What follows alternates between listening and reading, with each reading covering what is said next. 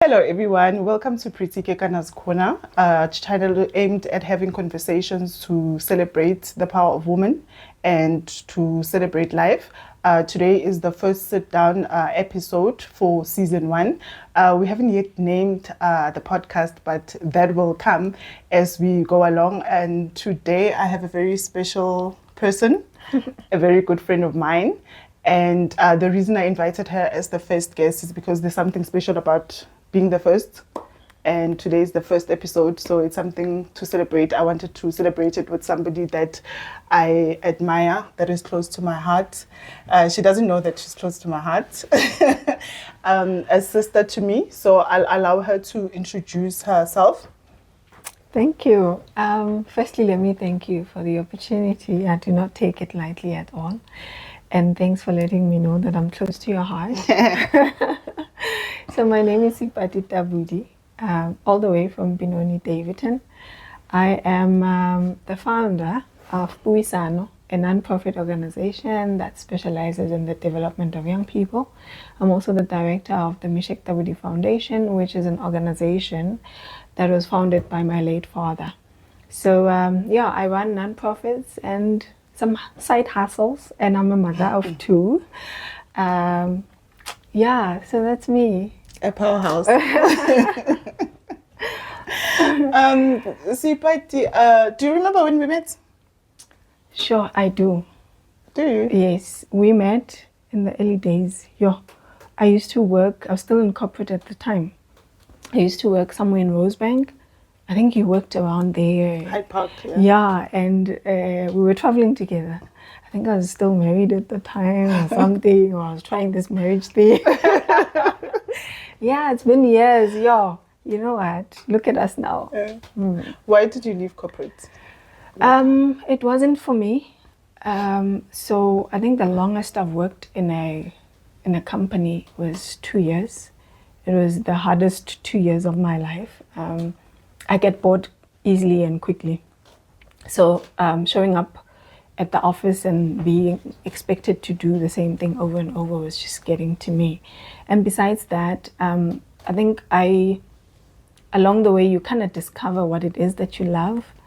And my love for serving people, which is something that I actually learned from my parents, drew me into moving away from corporate and doing the work that I do today.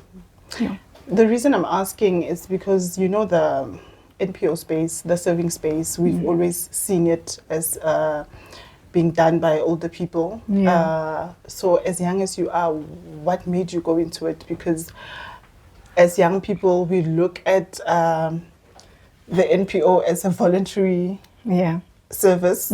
Nobody has time for that. What keeps you going? There's bills to pay. There's bills to pay. Yeah. And what keeps you going? What specifically, also young people, why didn't you do helping women, abused women, recovering addicts, the elderly? Why specifically young people? Okay. So I will start with why NPOs. And the fact that, it was a space dominated by the elderly. That's absolutely true. And but the landscape is changing. More and more young people are entering the space. More and more young people are having an understanding that just because it's a non-profit organization doesn't mean you must run it as a non-profit. I'm of the belief that it is still a business. For it to be sustainable, you ought to run it like you would run a profit-making business. And I think that's what has kept us going all these years. And the space is changing. The mentality is totally different. More and more young people are understanding that for us to make a positive change in our communities, you would need a non-profit organization type of setup to be able to make an impact, And why young people? So growing up, my dad was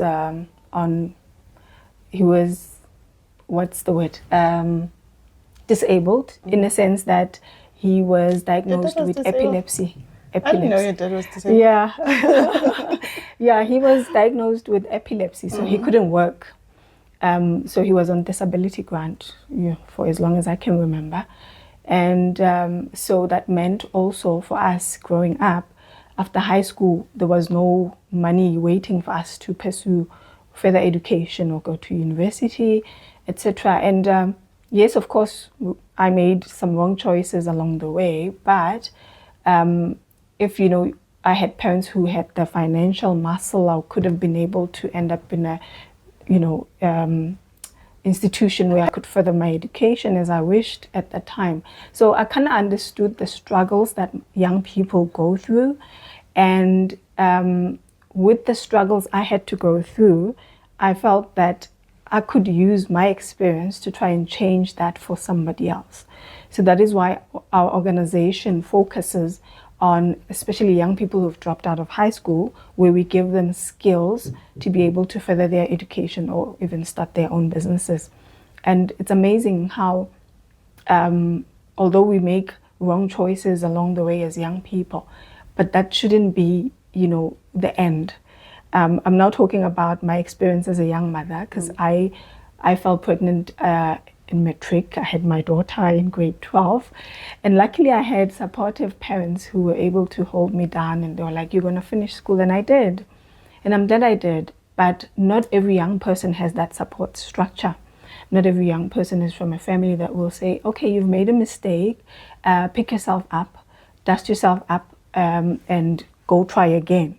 So we've created that. We want to close that gap for those who find themselves in such situations where they don't have the family structure that gives them the support that they need, or the financial means to be able to pursue whatever dreams that they might have. Because all the courses that we offer are absolutely free of charge to young people between 18 and 35. And as I mentioned, that our target is especially those who've dropped out of school for whatever reason. It could be substance abuse, it could be teenage pregnancy, the list is endless. It could be poverty even. You've got kids who are from child-headed households who don't have parents and have had to step up and be parents to their siblings. And that ended up with them not being able to finish school, or So we came in to close that gap especially. It speaks to me because it's something that I've experienced, and it brings a lot of meaning. And I think, to answer your question, young people, non-profit is just the answer to what I've been dreaming But of. looking at the reason I was asking why young people, looking at today's generation, my 2K, you know what they say about them. Yeah. Do you think there's hope? There's always hope. Dad worked a lot with these young people. The dynamics are different. Some come from families where the father is absent. Actually, almost 99% of young people that we deal with are from families where the father is not around, families where both mother and father are not around and they're raised by grandparents. That's that one thing they have in common. However, they have so much energy, and all it needs is for it to be channeled in the right direction. So there's not enough mentors for these young people. There's not enough, or rather, even for those who do have parents, they are present physically and yet absent in every other way. I say this because the economic expectations are demanding time from parents, and you find that parents don't have the time to actually parent their children, and kids are being raised by social media. They're raised by other influences. So I just want to challenge the older generation to say, things have changed. What our young people are facing today is totally different from what we faced. I won't expose my age, but gone are those days. Parenting also these days, it's very difficult. I think it's the most difficult thing. So I want to just challenge the older generation to say, let's step up and be the mentor that young person needs. These days, because we're living in the times of social media, the things that these kids are exposed to is it's not fair for a young person to have to go through or to have to be exposed to such things. Growing up, it was taboo to walk around with a can of beer or to stand in the corner with a boyfriend and do funny things. But today it's like, but they also doing it because they see these things on social media. So it's really up to us to help them and step up and really give them guidance and mentor them as much as we can. And talking about that, I know when we grew up, there was a lot of corporal punishment. How do you think, as parents, rather, what can we do to try and mitigate all these problems that these young people are facing? Because young people of today, they're not afraid of anyone. They don't feel they need to be accountable to anyone. And they feel they don't need anyone, actually, without them being overt about it. But I think that's how they feel, that they don't even need to answer to anyone about anything. Yeah, sure. Now that's a big issue.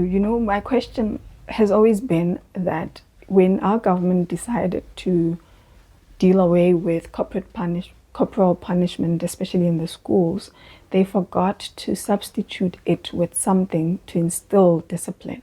And that is why we find our institutions of learning in the mess that it is right now. So in the home, it still is the responsibility of each parent to instill discipline. As much as we want to blame government and the schools and the teachers and everything, the child is still yours, and how you raise them remains your responsibility. And I think the huge issue here is that we have shifted that responsibility as parents. We have given it over to somebody else or something else to take over while we chase money and other things, So my kids know, if I have to use a fist, I will do that. You'll be going to jail, you'll be arrested. But what's important though is that I have an understanding that I'm raising firstly a citizen of this country. And if I don't teach them well in the house, they're going to be a problem in society. I'm raising somebody's husband. And if I don't teach him how to behave around a woman, how to treat a woman, I could easily be raising a perpetrator in the near future, so it still remains my responsibility. Government could be saying that, you're not allowed to do 1, 2, and 3, but what is good for me and my children and the future that they want and the future that I would love for them to have, And I wonder what method you can use, because the only reference that we have as the people of color is violence. Quite sad. Yeah. Very sad. And it's not the solution, to be honest. Although I say I use a fist, I've never really literally, it wouldn't do much harm. But if I have to threaten to do that, I've had to do that a number of times for them to understand that I'm still the parent and they are kids. And I know, these days we talk about, no, you have to be friends with your children. Yeah, but there has to be a time when you draw the line. They need to understand that as much as you've created a safe space for them where they can, be able to talk to you, there is that line where they know that I don't jump that line or I don't cross that line because she's still my mother. So I think we've really let we've let our guard down as far as discipline is concerned. And it's funny how you'll have parents who will want to defend their children even when the evidence is there that this person has done this and that. Let's go back to the basics. Yes, but your child is your child, hey? I know, but we need to go back to the basics, and that's the only way we can fix the mess we're in. A little spank won't kill the child, but it will instill in their head that 1, 2, and 3 is wrong. And I think our children these days don't know right and wrong. Well, because we glamorize through social media the wrong. I mean, we have TikTok. I don't even know the others where it looks like kifeshe need to be drinking in public and doing all sorts of funny things. So if they see that glamorized by everybody else, it looks right. We need to step in exactly as the parent to say 1, 2, and 3 doesn't happen. As long as you're under my roof, you're not bringing a girl into my house. as long as I'm paying for 1, 2, and 3, you're not doing 1, 2, and 3. You know, yeah. And going back to your work, how do you get the young people to come and participate? And what type of you said courses then? What type of courses do you offer? Okay. And after providing the courses, then what happens? Is there something, some sort of placement that you do for them, or it's just training and then they go back to the unemployment pool? Biggest challenge, hey? So how we get them to participate, sure, we've had to really embark on a massive marketing strategy. In other words, as I said earlier, that our nonprofit organization is run as a business. So any opportunity that exposes the work that we do, we take advantage of that. You could Google us. I was speaking at a function, a women's conference last week, and I said, yeah, I don't believe that I can actually now stand in front of people and say, oh, you can Google me. You know, so it was very intentional because we understood that we're building a brand, number one, and people can easily associate with something they can trust. So we had to work on being the trusted brand as far as youth development is concerned. And once you build that trust and you strengthen the brand, I mean, the results are you'll have young people flocking into your development centers looking for opportunities. At first, we had to use strategies like, oh, lunch will be provided. Hey, oh, that's always a catch, eh? You know what I mean? And I hated it because I felt I don't want people to come and participate because there's lunch. I want people to participate because they realize that me gaining the skill will help me in the future. You know, so that's why I said we embarked on a massive marketing campaign to make sure that the brand is trusted by our community. And once we hit that, we know that we will never run out of young people who will come and take advantage of what we offer. So currently in Davidton, we've got computer courses that are running. So it's IT, it's manufacturing in a form of furniture making, etc. By the way, I change my furniture at my house every quarter because I can. I mean, I have young people who are doing furniture at our center, you know what I mean? So I use the space just to make sure that we capture nice pictures to advertise, etc. So we've got manufacturing, we've got electrical engineering, you know, and our courses, I mean, we add on new courses every now and then. We've got agriculture as well. And in our Heidelberg branch, we currently have manufacturing as well. We also have our IT courses. We've got life skills as well. You know, the life skill course is basically designed for youth who are looking for employment. We just prepare them for the interview. We prepare them for the work environment, etc. Because believe it or not, there's people who are qualified but are not employable. I remember DJ Zinhle trended for like a week because she made a statement that young people are unemployable. And the reason I was asking is because I wanted to know, how do you prepare them after giving them the skill? You know, because being employable talks to having soft skills as well, which helps you a lot in corporate, helps you a lot in business. So I'm very happy that you're offering that. So to a young woman that's looking at their community, they're seeing all these problems, where do you think they can start? Okay. So you mean like to run an organization to solve the problems that exist within their communities? Because I think we're not all going to go into corporate, but we're living under so many problems. We might as well take advantage into going into it.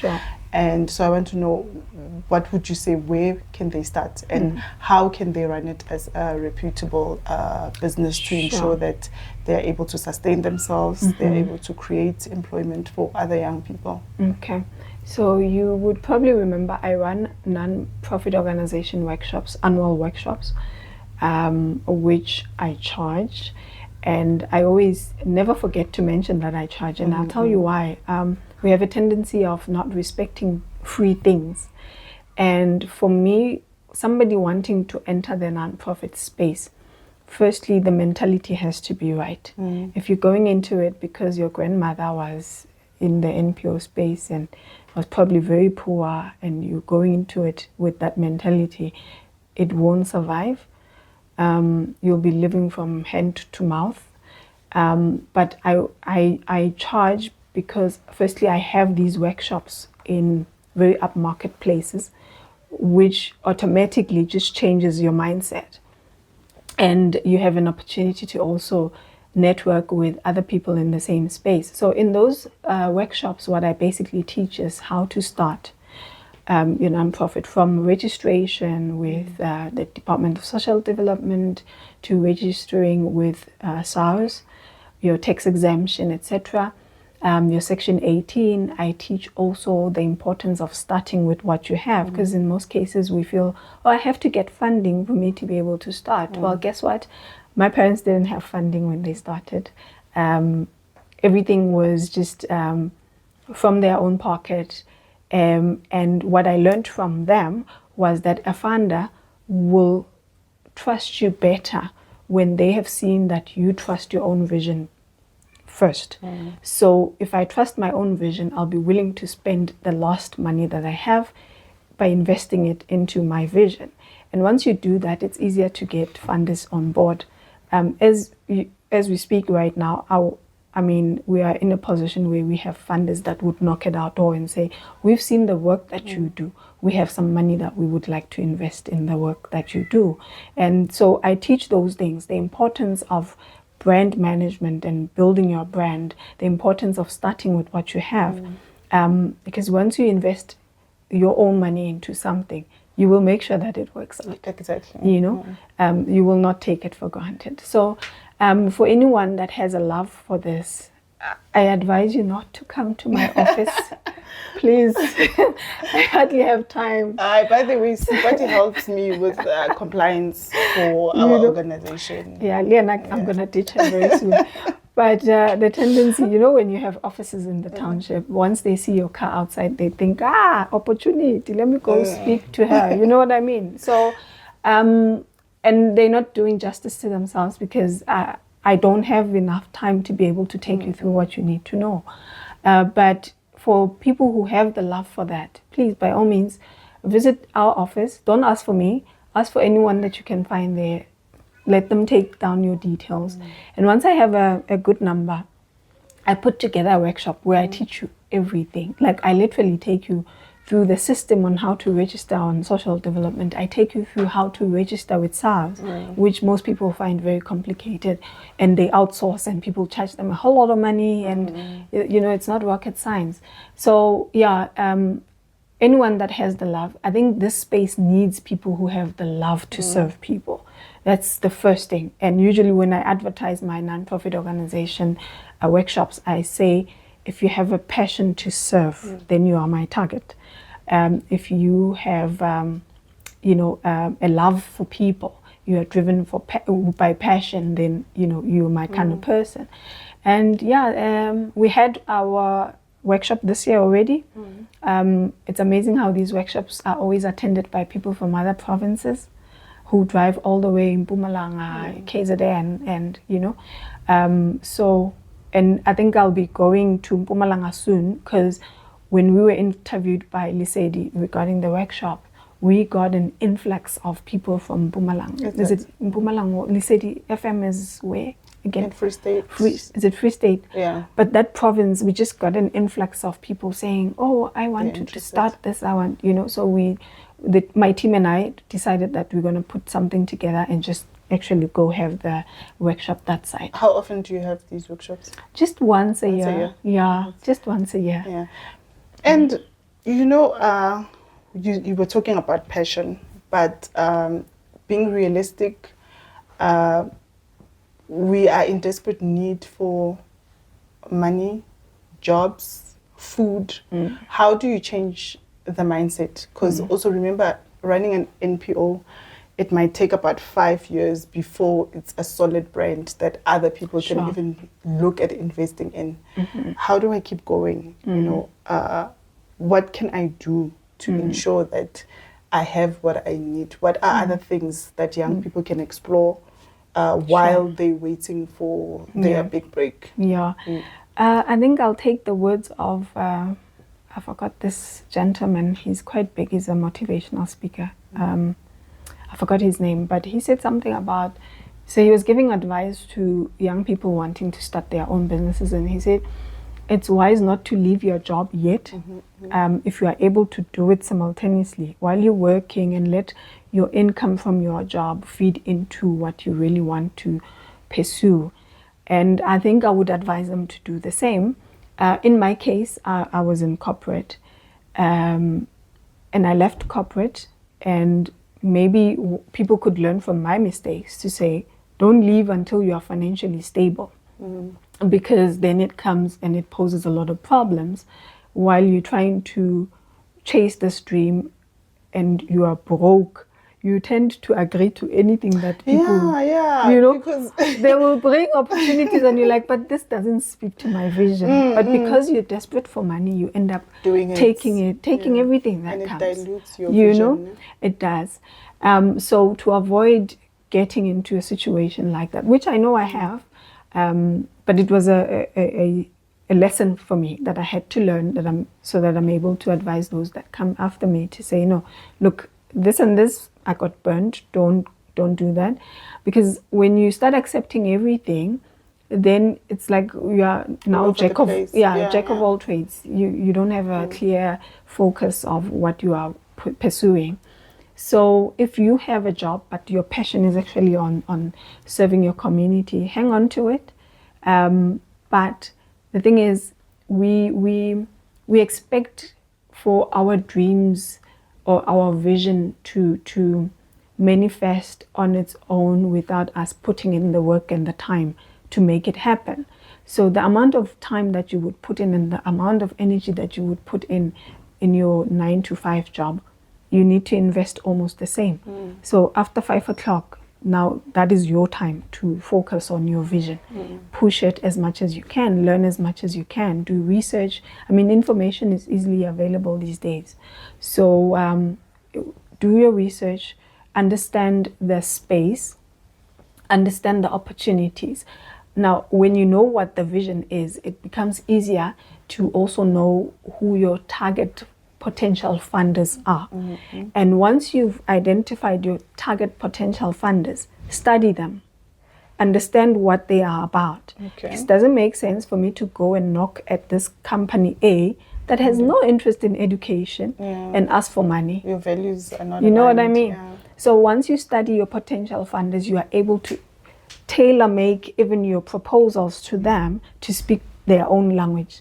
You know what I mean? So your business plan or your proposal will speak the language of that organization. And it makes it so much easier, you know? So we don't go and knock blindly and say, but take the funding lab. And that's what we want to do when we hear funding. We all want to go there. You know? So that's the mistake that people make. And they invest so much money knocking on doors that are not right for them, and when they get rejected, they get discouraged. They're like, but this funding is not coming in. No, invest time in understanding who your target is as far as funding is concerned. And once you know, make sure that you know them from the back of your And what is the secret to building a team? Because that is also another challenge. If you have no revenue, expecting people to come and volunteer, what is the secret? I smile because I'm still trying to find the secret myself. But let me tell you, the other day I was looking at how I work with my family also, you know, and yes, you'll find those that will challenge you, like, nepotism, why your brother there? Why your son there? Oh, your daughter is facilitating that, why? And I'm like, give me one stranger that will be willing to come and work for free. The ones you're pointing at were willing to put in the work when the money was not there. So why should I diss them because money is here now? No, you know, so it's great if you can work with your family, by all means. Look, with us, especially with the foundation, because this was it was founded by my mom and my dad, it makes a lot of sense for us to continue it that way. However, because the organizations have grown so much, we've had to employ people. And I'm still trying to figure out, hey, my people skills, guys, I'm soft, me, just a secret. I am very soft. I don't know how to scream. I don't know how to, So I've had my fair share of challenges when it comes to people that work for me. I've had to make difficult decisions of firing and hiring, which is not nice. But you have to learn that what is important is making sure that the organization comes first. So you could love the person, you could, feel sorry for them. Oh, they are a mother, they're a single mother. But if they're not pulling in or putting the work that is required of them, unfortunately, there'll come a time when you'll have to let go of them. Because if what they are doing is dragging the organization down, and you get to start losing clients, not only is she going to be out of work, but everybody else that you've employed. You know what I mean? So, yeah. Because I'm also thinking of the high unemployment rate. It gets people in the wrong spaces just for an income. Yeah. How do you then motivate them? In public service offices, what happens when you're there? People are just there for the paycheck. How do you motivate salary them? collectors. Yeah. How do you keep them motivated so that they don't damage the brand? Yeah. Because remember how they interact with people, word of mouth, it can taint the brand. Sure. How do you keep them motivated? Especially because sometimes you're going to find somebody that just wanted a job. They're not really passionate about how do you keep them motivated or work on their mindset for them to be able to understand that as much as you're not passionate about this, you don't love working with people, serving people, but at the end of the day, for you to be able to earn that income, for us to be able to pay you, you need to do certain things. You need to provide that excellent service. Yeah, sure. You could come up with all sorts of what do they call them? When you've got benefits for employees or But I think the issue of working with people has to come from you as a person. I've had team members who were not really into it, but you could see that, no, this is about, I have a paycheck at the end of the month. And when it's not in you, eventually you fall off. I won't even have to be the one who fires you. By the way, I don't do the firing. I usually send my my guys to do it on my behalf. Anyway, so, and then you do also find those who've never been exposed to it, but you can see that there's a little spark there that just needs, and then you just expose them to it. So that first, where you're serving soup to the homeless people, that smile that they get, that thank you that they get, automatically starts that spark in them. Wow, I loved that, and then it just keeps them going. So it's not something that one can really inject into somebody. You really can't. It has to be something that they feel themselves. And if their paycheck does not motivate them enough, I can say. But what skills do you normally look for? Sure. For me, it's a combination. So obviously you want people who will be able to run the office, the organization, your IT, your project management, etc. But also you still want people who are compassionate, who have a love for people and who are able to communicate well with people. Remember, we have what we call a family help desk. This is now a desk where you deal with the most vulnerable families. These single mothers that will come and tell you that my child broke into my bedroom and stole my money. These are substance abusers. Or he beat me up. Or, so you need the kind of person who'll be able to listen and be compassionate and be able to communicate and bring solutions. So it's a combination of these skills. But I think what stands out for me is the ability to deal with people. Yeah. Do you take on young people that don't have experience? I do, and I have a funny story. The printer story, I know it. I never stopped telling that printer story, guys. It was a highlight of my life. I'm like, yeah, so we do. And the reason for that is because obviously, because of the sector we're in, we don't really pay what the market pays. But at the same time, I don't mean like we pay little, no. So oftentimes you do find yourself forced to take people with not much experience, and you get to, and I think, I mean, the advantage of that is you get the opportunity to mold them into what you want them to be, you know, because yes, experience is good, but people with experience tend to come in with mindset, yeah, oh, I worked for what, and this is how we did things. And you're thinking, but this is not what. Here we do it this way. So those who are raw and straight from high school, you have the opportunity, I mean, from tertiary, you're able to mold them into what you want for the organization, you know. And yes, I had an incident or two where expensive machinery gets broken because people don't know how to use it, type of thing. But it comes with the territory. What can I say? But it's good that you're taking young people without experience, because if they don't have experience, where else are they going to work? Because in corporate, that's what they want. They want experience because they don't have the time or the money to train you and ensure that you have the right skills. So looking at, you operate in Davidson, you operate in Heidelberg. Do you see yourself operating in other towns? Where do you see the organization going? Let's say, maybe talk to us. Where do you see 5 years from now? Sure. What do you see happening to the organization? Oh, yeah. So my main focus is still on making sure that the brand, you know, goes from, strength to strength. We do a lot of projects in other provinces as well. We might not have like proper development centers there, but we do run projects in different provinces. And what I am currently working on is a succession plan where, you know, you would know this, you run a nonprofit, it eats at you. It takes a lot out of you. Don't even It does, and I don't see myself doing this for the rest of my life. I see myself handing over to either somebody else in my family or anyone else that I feel would be a great person to take over the reins. So I'm working on a succession plan.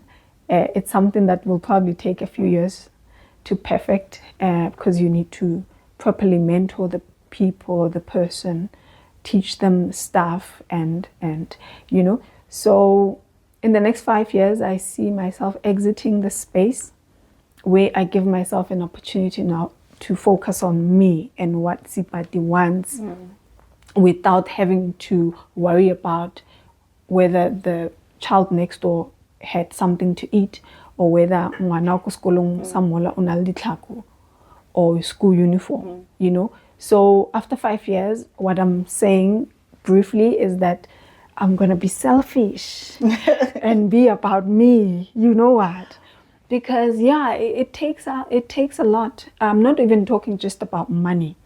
Your time, which you could be spending with your children, your family, all of that gets, you know, you must distribute it amongst all the people that you are serving and the organization itself. So I think before I get completely worn out, I need to just perfect the succession plan and make sure that in 5 years from now, I can actually get out of it and maybe mentor from you know, Komorao, and just watch how it turns out. And who do you look up to?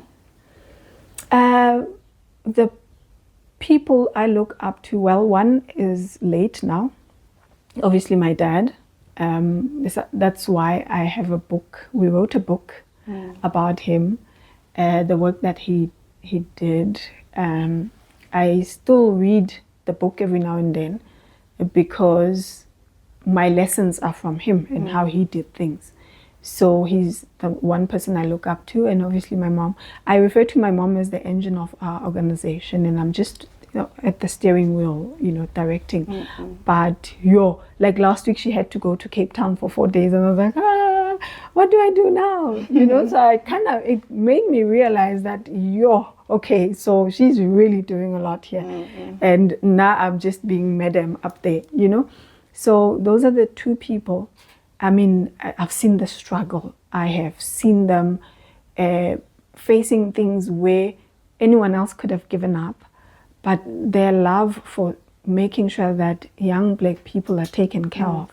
And I always say that I strive daily to have the kind of love that they have, where I think the capacity has been stretched so much that, you know, just human nature is impossible to achieve. So I look up to them.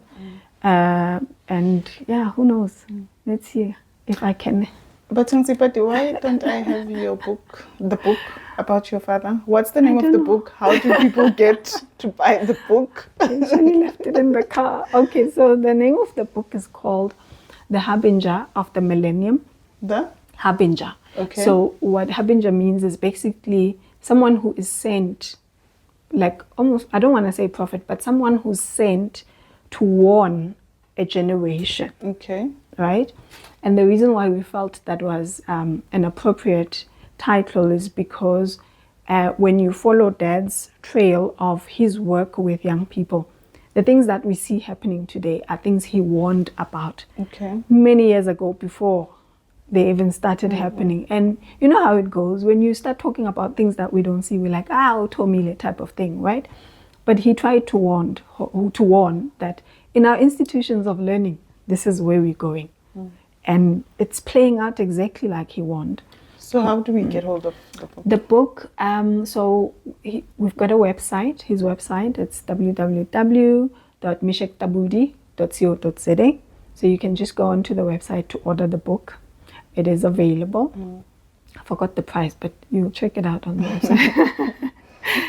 But it's a great read. It's a great read. And what is a quote or a Bible verse, because I know you are a religious person, that you live by? Exposure, you know. Let's see. Yeah, I better get this right because the Christian community will be like, yes, well, it's more fake. Yeah. You know.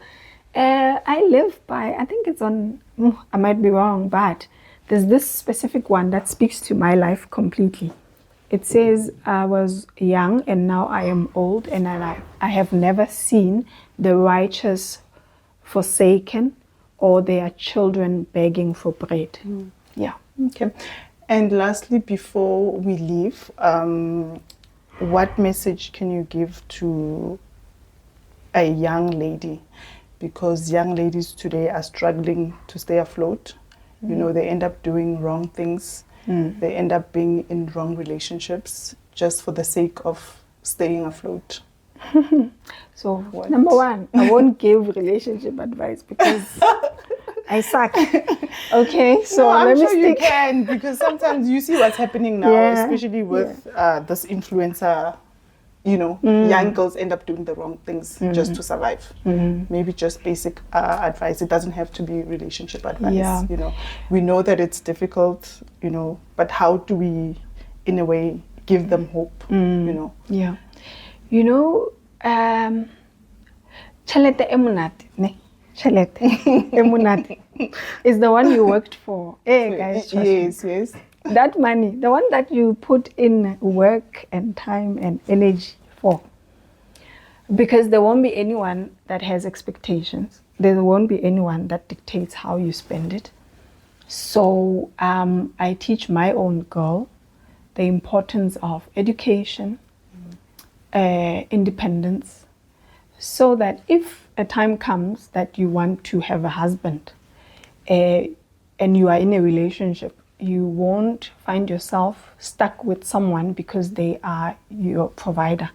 They make sure you eat. They make sure you get rest. They make sure you have a roof over your head. So I think my message to young girls is quite clear. If you want to enjoy your life, if you want to enjoy your money, work for it. These easy comes. Dinali the disadvantage the thing because you find yourself doing things that you wouldn't normally do. and those things they do affect her for the rest of your life. We know of young people who get mixed up with older men and they end up with diseases and all sorts of things. Prostitution You know, as well, yeah. that thing, I mean, it's not like you can wake up tomorrow and erase it and it's gone. No, it affects you for the rest of your life, you know? And out of you is, inside of you is what God has placed for you to be able to impact the world. So if you're going to kill it because of instant gratification, it's not worth it. And I'll start It's very preaching. tough, yeah. And to say goodbye, what do you want to be remembered as? Me, the girl that talks a lot. I am my father's daughter. Yeah, no, my dad was here, but he spoke a lot of sense, very intelligent man. And out of all the 6 siblings, there were 6 of us, I never thought they would fall on me, and it has. So you know, I'm a pastor's kid, right? So usually it's expected, that's about Ubina. But my sister can sing. I can't sing to save my life, but I can talk to save my life. I love that you're not like your ordinary pastor's children. So yeah, thank you very much for making time Thank to you. join us on this platform. Yes. And that's it from us today. Thank you very much for watching. Do subscribe, do comment, do share our platform, and that's it from us. Thank you. Okay.